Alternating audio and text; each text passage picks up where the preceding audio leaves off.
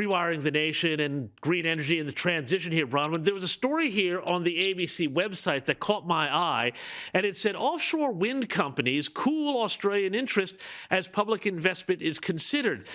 And then it went through a whole bunch of sort of different reasons why offshore wind farms aren't actually taking off and why they're being canceled.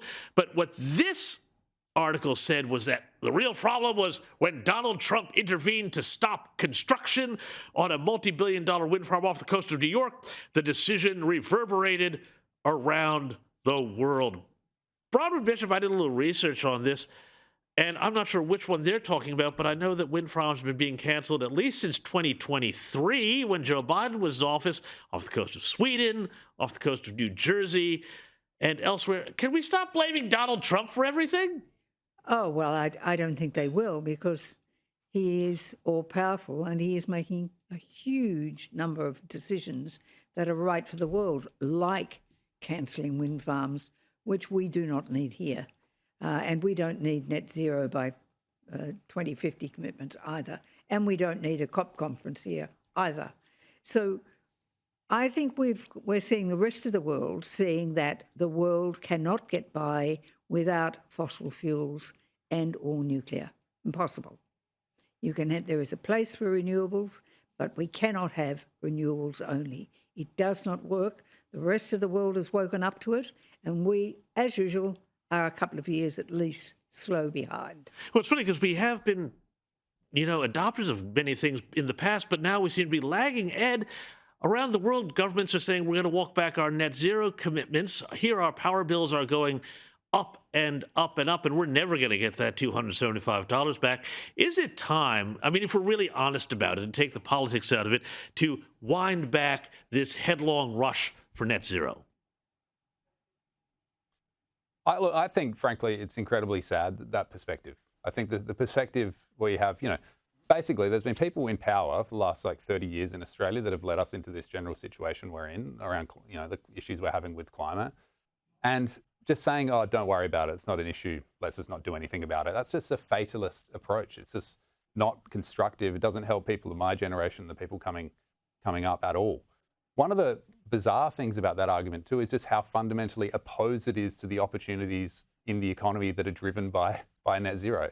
Australian jobs in renewable energy construction, Australian jobs that are enabled by the improved investment environment from net zero. So I just think, that is frankly a really sad approach, just saying, look, we should just not pursue this at all. We have the most unique capacity in the world to take advantage of net zero. We should be seizing that opportunity. We shouldn't be scared of it. Bronwyn. That argument just makes my blood boil. We are blessed with an energy source in this country. We've got uranium, we've got oil, we've got coal, we've got gas. We have got everything here, and yet we export it to every aspect of the world, and we don't use it here. Now, I am shamedly voted for that. That's not true. I voted for the legislation that said that nuclear power was to be banned, and I apologise profusely for ever having voted for it because it was wrong.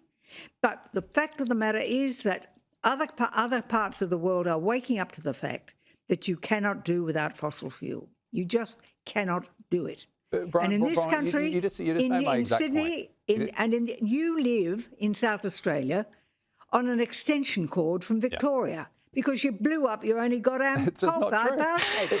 And if the extension cord is cut, you have no power. You're gone. And in New South Wales, we're taking it from Queensland. It's just so extraudinary to listen to. Okay, let's give Ed a chance here to respond to that. Inverting the truth. I'm sorry. Okay, so Ed, explain to us why that's wrong. I will. First point. You made my point for me. You were in Parliament and voted against nuclear energy 25 years ago. Now you're, on TV saying we've got to adopt it now. And I the wasn't reason, there 25 years ago. I would have made a different decision. You had a chance. Let's give it a chance. But you were. The idea that we're not using coal and oil is just bizarre. We have, Victoria has 70% of its entire energy is based on coal, an entire state. 50% of the Australian energy mix is still coal. The idea that South Australia is reliant on East Coast energy is just an inverse of the truth. Pretty much every single summer day in Australia, in South Australia, South Australia exports energy to the rest of the country because of its net zero policies. So you have a beautiful and colourful story about the issue here. It just literally does not bear any reality with what's happening on the ground here in this state, and frankly in the energy mix across the entire country. Ed, though, one question, though, about all of this I think people want to hear about, though, is why their power bills are so high. And I'm going off of memory here, but I think South Australia has some of the highest power bills in the country. The power bills are lower in summer when we're not actually dependent on coal, on coal imports. This is the reality of the situation. Go ahead, please. Look, the one point I'd make is the energy mix that Bronwyn is calling for, an entire dependency infinitum in Australia on coal and on oil, is basically exposing the entire Australian economy to the oscillations of a global energy market. It is completely crazy, basically. No one should be doing that. No one should be advocating for that. We have incredible sovereign capacity to generate energy here in Australia. Why would we not seize that?